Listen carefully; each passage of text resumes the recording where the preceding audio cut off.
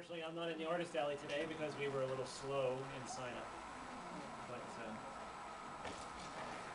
I'm AnimeNEXT from KyokoPro Studios. I'm the lead artist of a pair of us. I've been painting for 14 years, and I've been participating in Artist Alley for 3 years. And this is a list of cons I've been at or the cons that I will be at over the course of this year. I started out at this con. This was my very first con, probably kind of a big mistake. Not because it's a bad con, it's an excellent con, but as I'll point out through this panel, that this is probably not the size con you would want to start at if you were going to start at one. So yeah, you can see here, I progressed, once I got through AnimeNEXT, I went to a much smaller con, SetsuCon near Penn State, down to about 800 people, and progressed up through several thousand, up to AnimeNEXT, which is about 8 to 10,000, then to AUSA, which is, AUSA is a similar size, but I did art show only. I do participate in artist alleys and art shows regularly because it gives maximum profit. And then we progressed to Anime Boston, and then did a similar circuit. So you can see how I progress. You drop off the small cons, start progressing into larger cons, until you finally get to the king of all cons, which is Anime Expo, which we will be doing at the beginning of July this year. So. Now, beginning with this, I wanted to show you, or actually it's kind of basic, but you know, what is the Artist Alley? I mean, has everyone been down to the Artist Alley here? I'm part of it. You're part of it? Yep. Great, and it is a very busy place. We were just down there, I was down there for the first time for the past few minutes right before I got here, and it's just as busy as it's been every year I've been here. 2010 was a little bit slower, but ever since they've moved to this location in this Artist Alley, it's been extremely busy. It seems that all the artists are getting a lot of traffic, and which is a great thing. But if you really look at what each artist has, they have just a basic table, a couple of chairs, and then from that point on, it's up to you. You have to bring in the customers, and as you can see, the traffic is huge. You have 8,000 people in this con, about, and 8,000 people will be going through that artist alley at some point in this con. So every single one of them is a potential customer. So the question is, why would you do the artist alley? The artist alley, I mean, for me personally, I started an artist alley because my son, who is in the front row here, I had shown an interest in going to conventions, and as most of you know, if you've gone to more than one convention, conventions can get extremely expensive. And we went to SetsuCon, and even though it was a very small con, I was a little bit bored because there's just not nearly as much as there is to do here. And I walked through their artist alley and I said, hey, you know, I've been painting for a long time. I think I can do this. And so I was looking for something to do and some way to offset the cost. And so we discussed it, and I said, hey, you know, I'm going to give it a shot. That's when I decided to do AnimeNEXT, because that was the next one in line. And from that point forward, yeah, it's really been a financial thing. Now, I'm not going to say that it's a cheap thing to do. It is a big decision to go into Artist Alley, because you're talking a financial commitment, and so you're going to have to, you know, prepare for that. But the other reasons why people do the Artist Alley is because say you were an artist who is you're trying to promote yourself in the industry, you're trying to get exposure, you want to get your art in the hands of people who may be able to give you a commission job or a commercial job. The other reason is social environment. I mean, I meet a lot of artists down in the Artist Alley who are fellow artists who you can share information, how you paint, how you do your crafts, all these things, and you meet a lot of people in the process. And of course, then there's a combination of everything, because it is really just a huge environment that you get a lot of exposure to the financing end of it, to the socialization with other people. So it's really a great experience all around.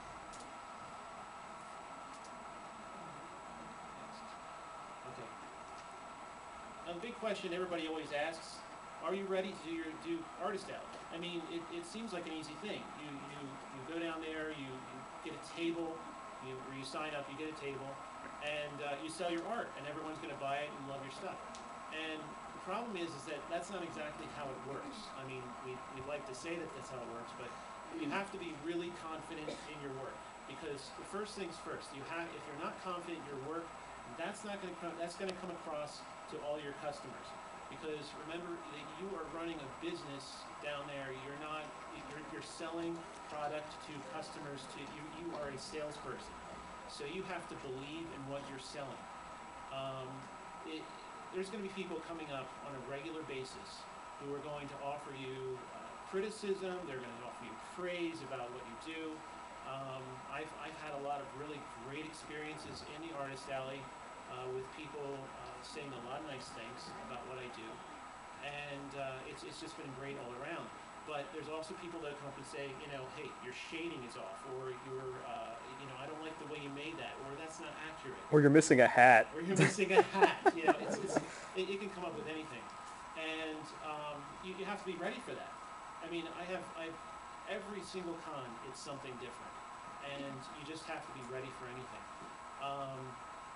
Now, the thing is that you have to be able to take a blow.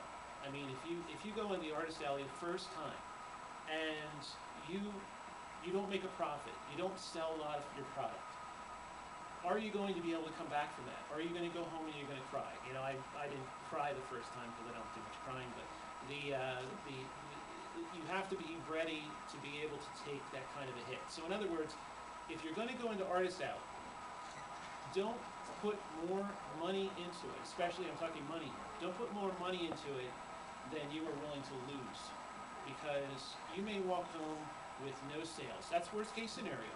I mean, no one's going to come up and say, I hate you, you shouldn't be here. But there are people that are, they may not pay attention to you. They may not buy your product. And if they don't, are you going to be able to take that? Are you going to be able to go home, reassess, and come back again? So it's really, really important to be prepared for that. And the other thing is, you have to be able to, I mean, if you've walked around the artist alley today, you see how busy it is. It's an open market. I mean, people are walking around, they may like your stuff, they may not like your stuff. They're going to walk right past your table. They may stand there for an hour and try and talk to you. It's just that there's going to be people saying, hey, how much your price, what are your prices, do you have this character? There's any number of things, and they may come up and ask you every question in the book and then walk away and never come back. So it's really there's nobody down there that's saying that you should go to this artist and not that artist. It's everybody's equal down there. It's up to you to sell your product.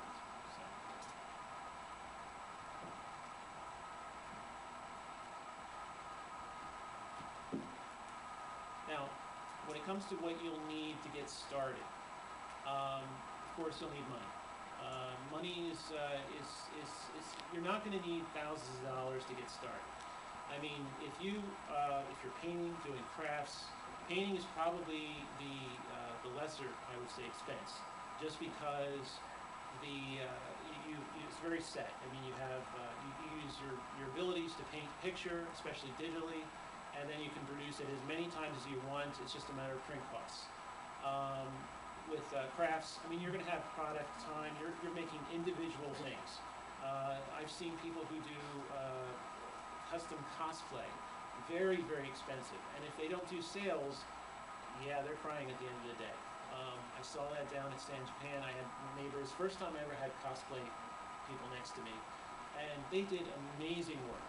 But the people down there just were not willing to spend $150 on a cosplay. And I was selling a lot because I was fortunate. At that point, that particular con, nobody wanted big items. They wanted small items. Um, at that, I carry one large print of each one and one small print of each one. And they wanted small prints. I sold a whole bunch of small prints. I walked out, I broke even. I was like, that was okay. But the other thing is, you're going to need your product to sell, of course. So you're going to need, if you're making stuff, you have to have enough that you can sell. And if you need prints, you're going to have your prints. You're going to need a lockbox, of course, because you need something to keep your money in. So that's the thing that's attached to you at all times, your lockbox. You never let it out of your sight. It's always got money in it. Everybody knows you have money in it. So you never let it out of your sight, and you always keep it hidden close to you. You'll need your display. Now, displays are kind of complex because it really depends on what you're selling. You're going to have to build a display based on how it's going to show your product to 8,000 people walking through the artist alley. It's going to be packed, shoulder to shoulder.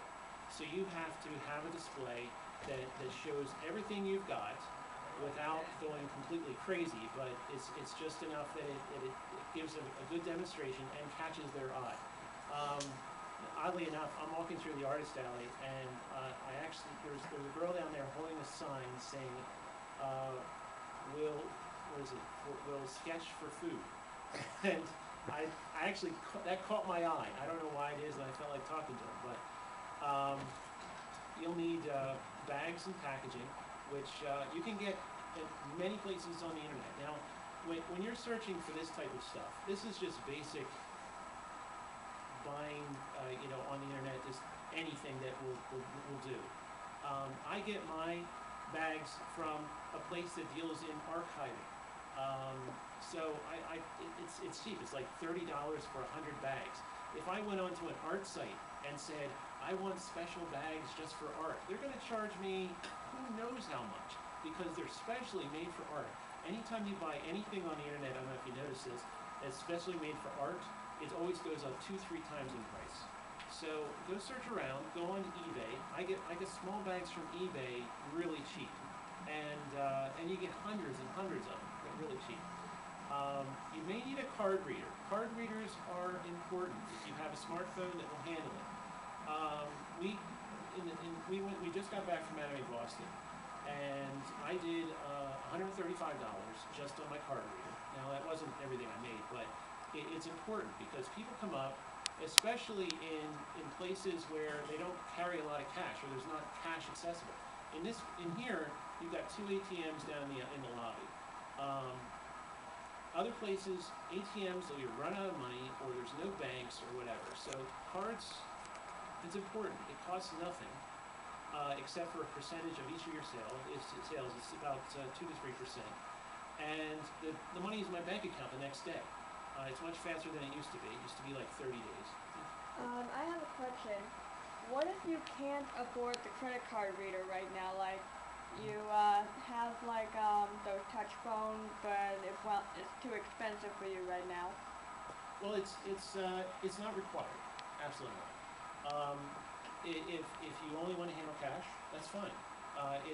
The card reader gives another option. Sometimes you can squeeze a little bit more of a sales out of people. Sometimes they're willing to go a little bit more, like pay $50 instead of 40 or something like that, just because you can only read cards. But it's definitely not a requirement. People right now are walking around asking people, do you take cards? If you don't, they have cash. It's just they sometimes use their cards so they don't use up their cash faster. But it's just a matter of, that's when it comes to you making the sale. It's okay. The other thing is, you're going to need a resource for printing if you're doing art. Now, how many of you are doing digital art in here? Okay. Anybody? How many people are doing? I'm not sure what everybody's doing. Everybody doing crafts and things? When it comes to printing, I do all my own printing because I tried Kinko's once, and I got fed up with them instantly because I was handing my stuff to somebody who didn't care. From that point forward, I went out, I bought a fairly inexpensive printer that would do the size I was looking for. And Oh, the Epson? What's that? The Epson Workforce 1100? Yeah, Yeah. it is. Thank you. I did, I bought an Epson, and it made bigger prints, and that was nice. But that's when I started doing my own stuff, because I knew I could control how that came out every single time. When it comes to, as soon as you're handing your stuff over to somebody else, it should be somebody you trust. In other words, if you're gonna have printing done, go to a printer you trust. If it's somebody, you can go to the Staples, you can go to the Kinko's, or there's other places that do it, Office Max. But remember, when you hand that flash drive over to them and say, print me 10 of these, you're handing it to somebody who you don't know if they're going to say, hey, maybe I'm going to alter this a little. That's exactly what happened to me. They changed the resolution on my prints. I found out later when I went in to pick up my prints, they said, this is a brand new printer. We're just learning how to use it. And that didn't really leave me with a good, comfortable feeling, especially after they said that'll be $200. So from that point forward, I just started printing my own. But it's really your choice. If you have a printer you know and like, and you get along with, make sure you get a test print. Make sure that you know exactly what's going to come out every time. Oh, are you going to tell them what we use now, as an example? Yes. What I have now is a Canon IPF 605, which is one of the reasons it's a poster printer. I invested in it because. Mostly because of art shows. I'll get into this later, but what we did was is anybody into Toho here? Oh, yeah, of course you guys are. But most of my portfolio is Toho. Now, one of the things we did was we decided, it was actually at AnimeNEXT 2011, we said we need something to pull people in, to get their attention. And so we decided to make a giant picture of Chirno, which is a ice fairy. Yeah. And just, I'll have a picture of it later. But what we did was we tried by printing this large print and putting it up on the top of our stand, and so that everybody could see it from way across the artist alley. It actually worked, but what we did was we said, this is a part of our display, and we only have one of them that's framed, and so what we're going to do is we are going to charge an astronomical amount that no one will ever pay, so that we won't lose it, because it's just for a joke, sort of thing. What I didn't realize is that people will pay it.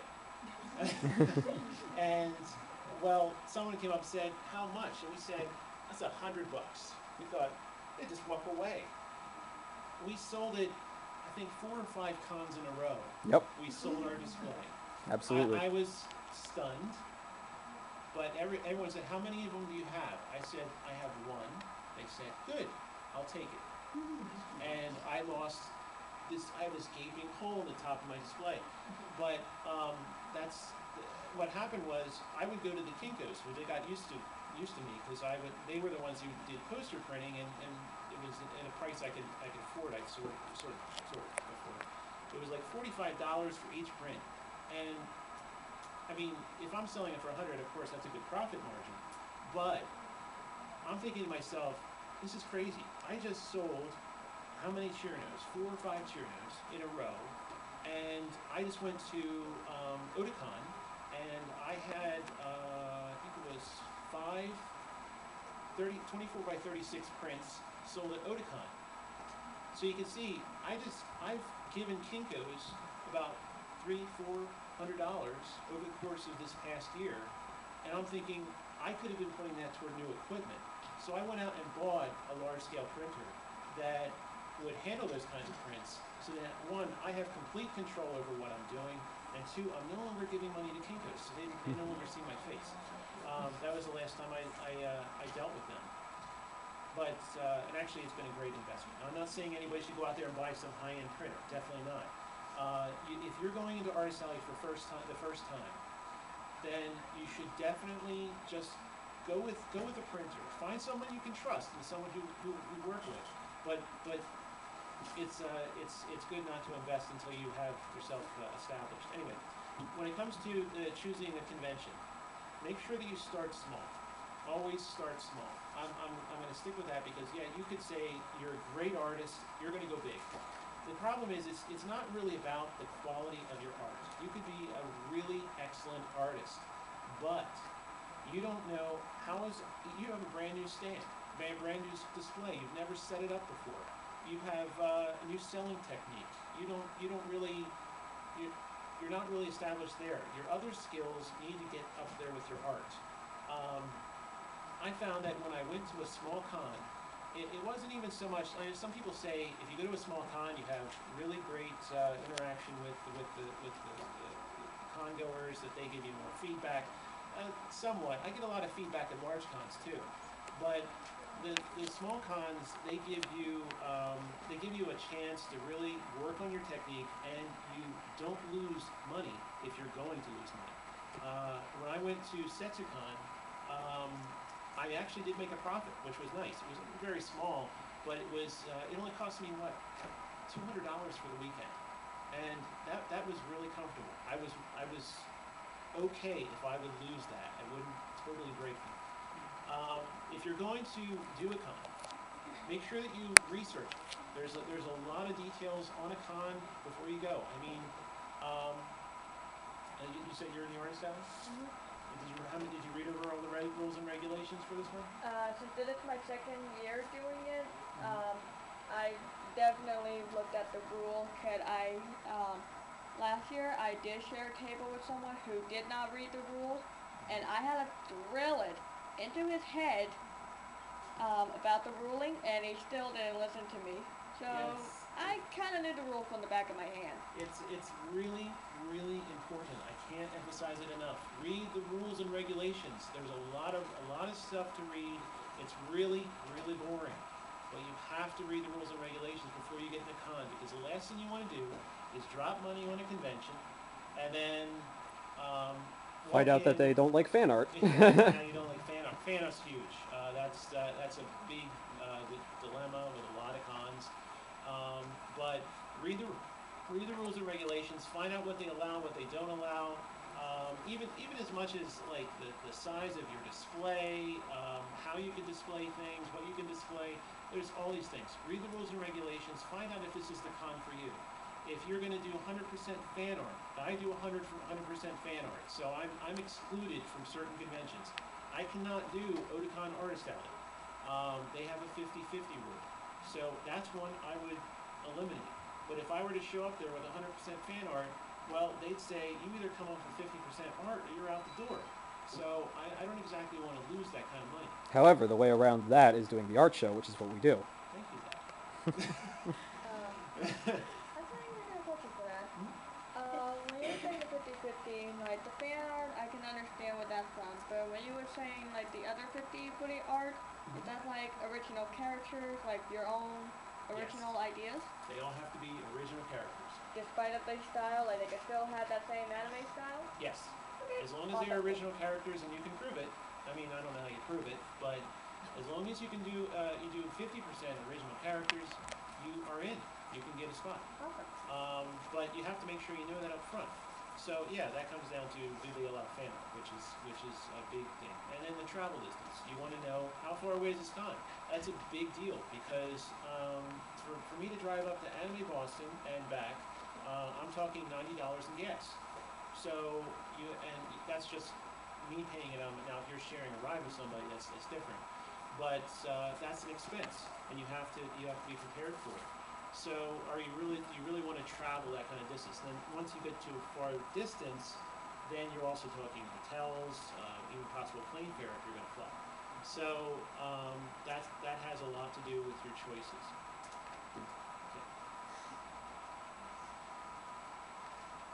Okay, when it comes to registration, registration can be, well, it says, like it says here, online, email, snail mail, because I actually did just do a regular mail one to Japan Expo in California, that they required you to mail in your registration. Most registrations are online.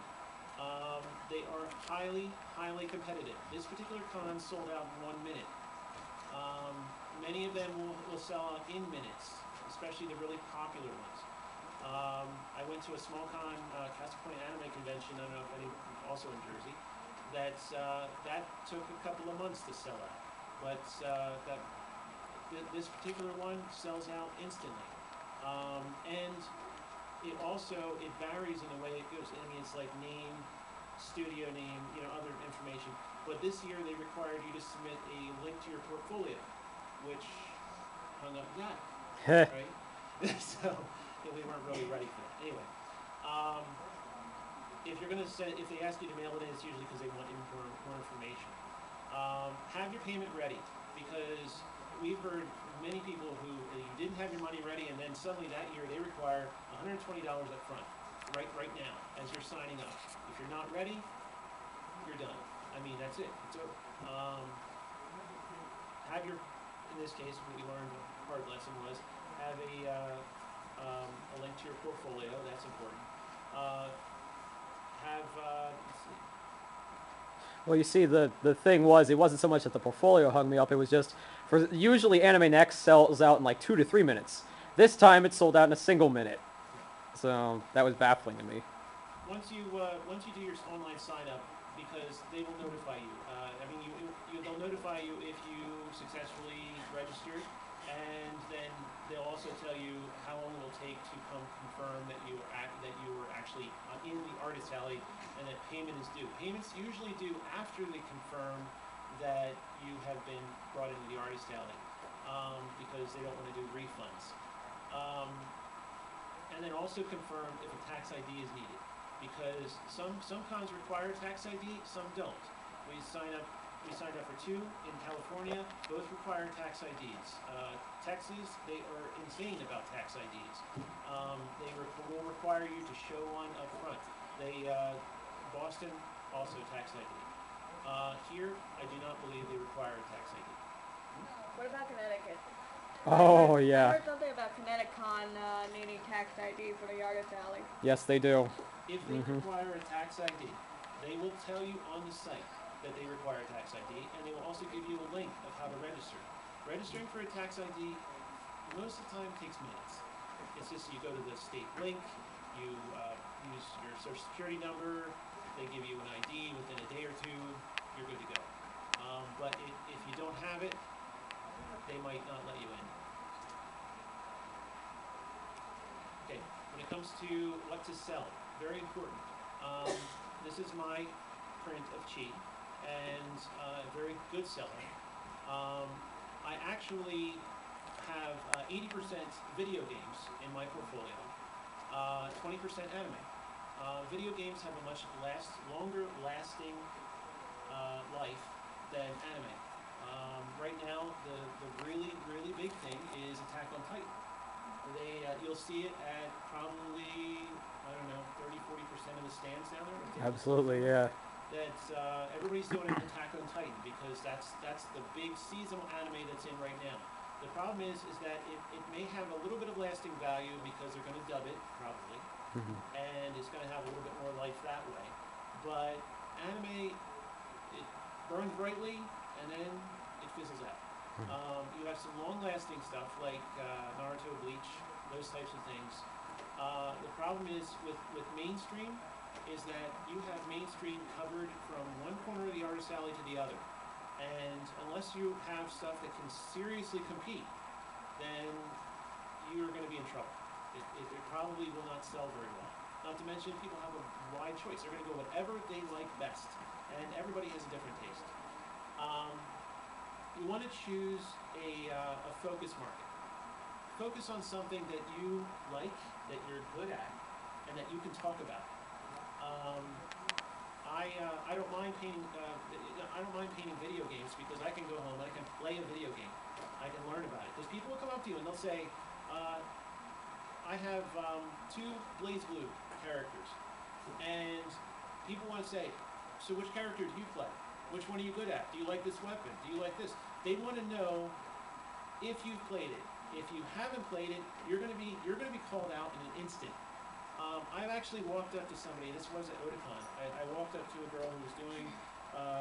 We did a painting. I liked it, and I said, and I recognized the character, and I said, "Oh, did you watch that?" Blah blah blah. I started talking to her a little bit about it. She goes, "I'm sorry, I don't really know anything about her. I just painted her." Well, that kind of makes her look really, really bad. I mean, you should know what you're talking about. If you're going to paint a character and you say, "Well, this is popular," like I was just talking about Attack on Titan. If you're going to paint a character from Attack on Titan because you see it's popular in the artist alley, watch Attack on Titan. Learn about the character. Find out about them. You're going to need it anyway because you're going to have to, find out a bit about what you're doing. There's a better expression in your paintings. Now the question is mainstream or obscure. Mainstream, you're going to find a lot of competition, a ton of competition for mainstream. Now, if you're doing crafts, mainstream is actually a good way to go because you have an individual style in what you're doing. I see people who sell Pokemon stuff like you wouldn't believe because they have certain types of crafts and there's always Pokemon fans down there.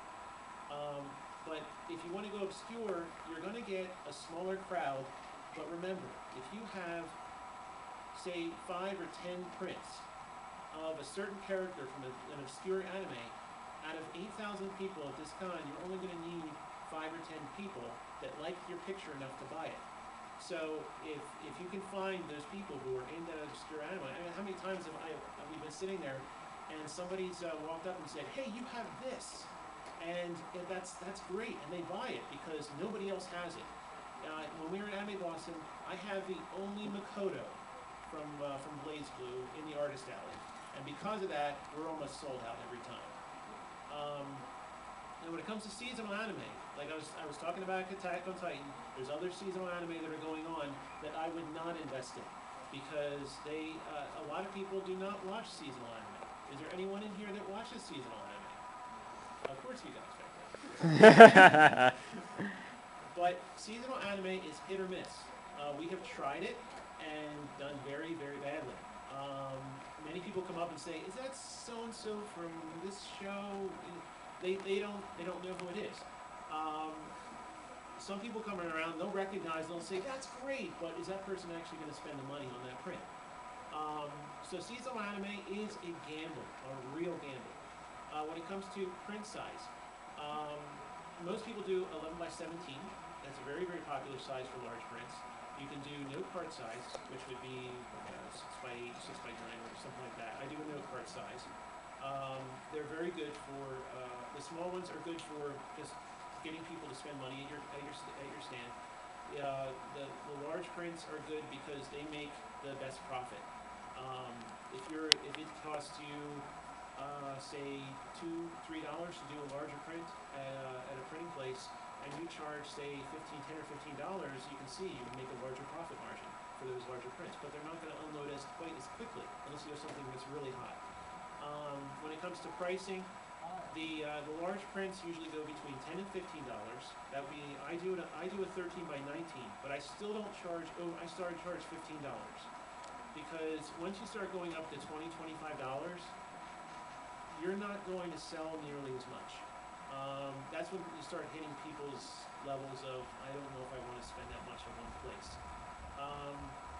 So if you're doing really small prints, you can get a good few bucks for those. I charge $5 for a card size, and people say that's really affordable. So as long as my printing is good. The number of products, of course, like you read in many tutorials, start with a smaller amount and work your way up. If you find demand for something, which we do, when I introduce a print to a convention, I will usually come in with about somewhere between 3 and 5. If it sells out, well, of course I'll be kicking myself because I didn't have more, but at the same time I've proven that it works. If it doesn't sell anything, at least my loss is minimal. But you really want to you want to test it out first. See if you have, see if your products will sell, and then start working your way up. And as the demand goes, you start increasing. Right now I'm up to about 10 of each of my prints. Now some of them will sell, some of them won't. But and every con differs. But when it comes to commissions, commissions are, that's your decision. I don't do commissions at cons. I focus on sales. I've worked all year long to sit at that table and sell the prints I have. If you're really fast and efficient at your drawing and painting, some people are really good at markers. The people next to us at Anime Boston had piles of markers. They could just crank out stuff like crazy. Me, I am extremely slow at painting. And not only do digital painting, I'm really terrible at sketching. So I would not want to sell my work when I do sketches. But if you want to do commissions, just remember that's going to distract you from your sales. You're going to be sitting there with your sketch pad, you're going to be drawing, and people are going to be walking up to you, and they're going to want to talk to you, and you're going to be saying, well, I got to get this done by the end of today. And it's, well, that's distracting. So you have to be careful about, using too much time for commissions. But if you're good at it, sometimes the way around that is to say, I'll take your commission, but I'm going to send it to you. So you take their money, and then a lot of them will give you money. They'll give you money. They'll tell you what they want, and then you will do a commission by email, and you'll just you'll send the final product to them by mail. I've actually done that once in asking someone to do a commission for me by email, and they never sent it to me, and I was really mad because I paid for it. Right. The thing is, if someone ever does that, did you pay for it? You said you paid for it? Yes. Hopefully that person will never show up at a con before again. Because, yeah, you got burned. I mean, I'm sorry for that. No artist should ever do that. But if they show their face again, I mean, you could be there. You could be at their table saying, where's my money? And then that's the last thing an artist wants in an artist alley is an irate customer coming up and saying, this guy stole my money. And that's bad business. So yeah, that's gonna happen. It could happen, but Sorry for my interruption. What she was just saying about paying for the commission and have it sent by email, I actually just got a commission just like that where my customer actually did pay me and such. But at least it was common sense for me to actually do the work. right. Because I was debating on the whole either take the payment now and then do the work, or do the work first and then take the payment. I prefer taking the payment first. I think it's more likely for you to send them the work than for them to not pay. I mean, if you do all that work and you don't get paid, that's a bad deal. Okay, yeah, good. I did get paid and such, so. But if an artist steals somebody's money without sending them money, like in this case, that's bad for their business. They can never show their face where that person's going to be again. So. Oh, I'm sorry. How big should your catalog be before you get a table? If you were going to be doing a table by yourself, I'd do somewhere between 8 and 10 prints. Okay. That was filling up my table pretty well. It depends on the size of the prints too. I wouldn't do everything you've ever printed. Like any picture you've ever done, you pick and choose just your best stuff. That's it. When it comes to table setup, I'm going to move along because we're running out of time. This is a very, very elaborate picture. This is the most elaborate stand I've ever seen in my life, so I wanted to put it up here. So you have to build your table, your display, according to what best fits what you're selling. So if you're doing crafts, this is a mix of everything. But if you're doing crafts, you're going to have shelf stuff, type of setup, so that you can put your crafts on them. If you're going to be doing paintings, you got to have it in a way that it holds everything that you're trying to display. So your display should be built around what you're selling. Make sure you read the rules on height. A lot of cons have height rules, total height above the table. Most tables are 2 foot by 6 foot. They can vary a little bit. They're usually always 6 feet long. Sometimes they're a little bit narrower, so be prepared. You have to be able to shift your stuff accordingly. You need to be able to get attention to your product, so, but not too much, that's all. You arrange your product according to demand. In other words, you want to keep all your stuff, the really popular items or whatever you're really pushing on people, the stuff that's like your real highlighted item, you want it right there in front of their faces. Let's see, and also you have to choose, it's good to have a helper. Helpers are great, even if they're not going to be there all the time. Okay, he's discounted. If you need a helper, helpers are great for getting food, going to the restroom, doing whatever, because you can take a break. You need a break. Just make sure it's somebody you trust, because they're going to be handling money. This is Cheerdo, and this is the one I was talking about. We've sold many of these in full size. She is pretty much the flagship, not the flagship so much, but just the highlight of our stand.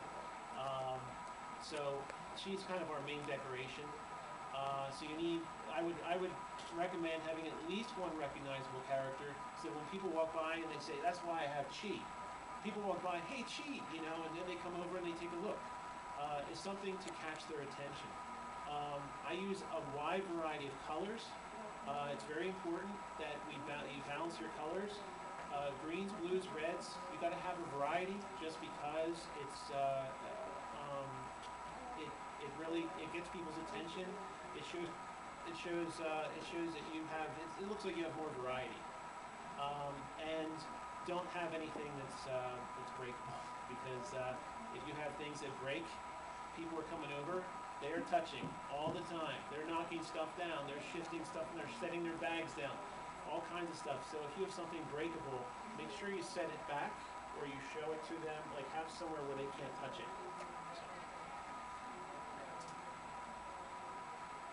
When it comes to budgeting,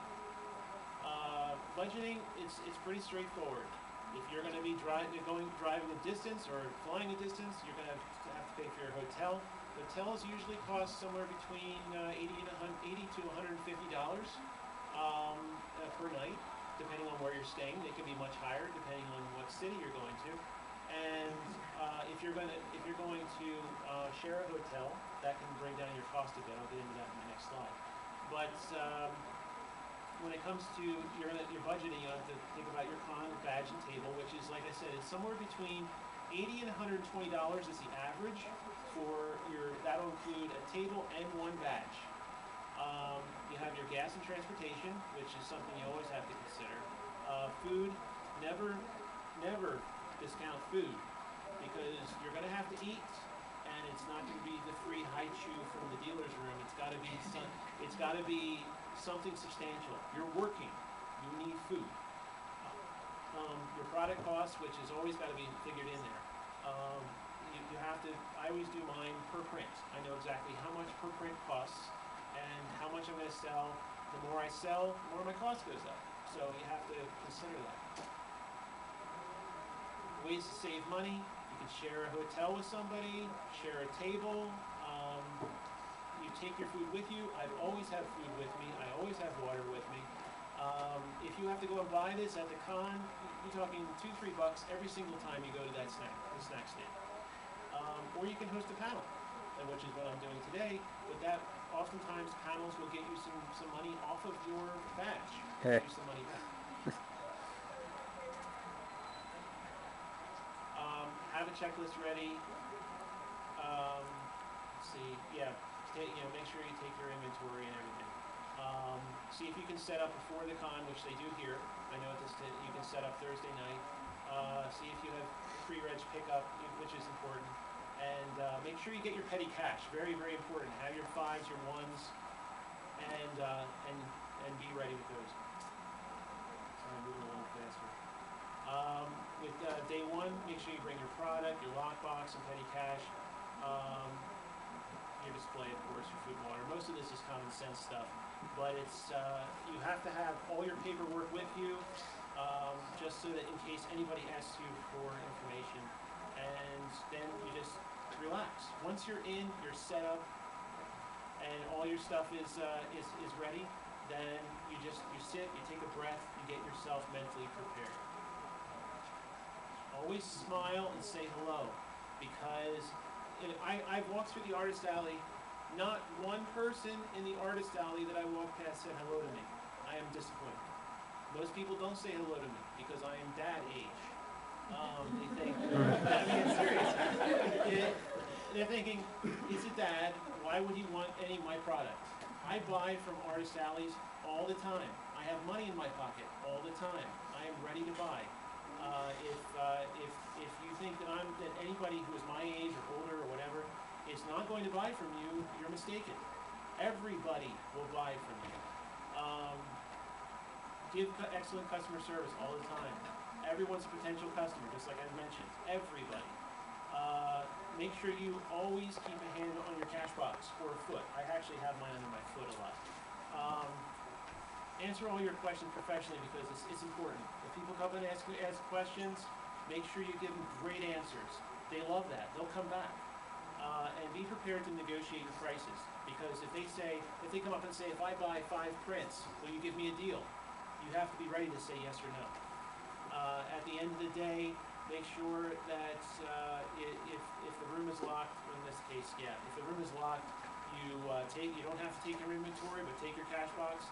If it isn't locked, you take your stuff. Take everything except for your main display, and then don't count your money at the con because nobody wants to see your money. I mean, actually, people want to see your money; they want to see it in their own hands. But make sure you take it with you. Count it at the hotel. Count it at home, wherever you go. At the end of the con, just be proud. You successfully completed a con. If you didn't make a bundle of cash, it's not that big of a deal. As long as you were at the con, you completed it, your profits will come later on. And then make sure you pack up your display and product, triple check everything. Yeah, we always check the table like 500 times to make sure we didn't leave anything, especially your wallet. And don't leave your trash on the floor. They get very upset if you leave your trash on the floor. You hear about it in the forums, everybody left trash, it's horrible. There's no reason why you can't just take everything and drop it in the trash can. And that's it. Any other questions? Has there ever been a rule against playing music? Most of the time, people are not.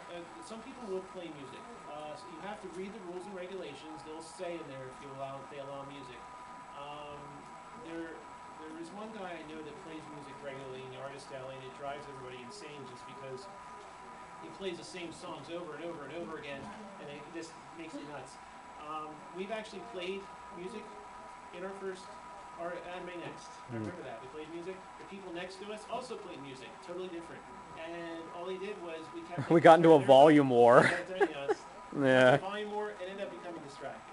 Mm-hmm. What's the most effective way to sell or display clothing? Wait, say it again? What's the most effective way to sell and display clothing?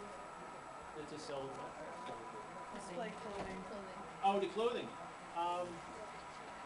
I watched the people next to me down at San Japan, how they did it. They had first thing they had is they had their best stuff right up front, like something that was really effective in showing what they could do. And then behind it, what they had was, now this is what you have to be careful about. Some cons are very restrictive on how you display behind you, but most of the clothes were displayed behind them. What they do is they will allow people to come back and take a look. It was almost like a dealer stand. Now in that case, they had lots and lots of space. But in this case, if you're going to sell clothing, it's going to be difficult because you can have it where you can put it on top of your table and it would be okay. They'll probably be okay with that. But going behind the table, they're often really restrictive of who can go behind the table. So, I am out of time, but, so thank you very much for coming. It was great to have you.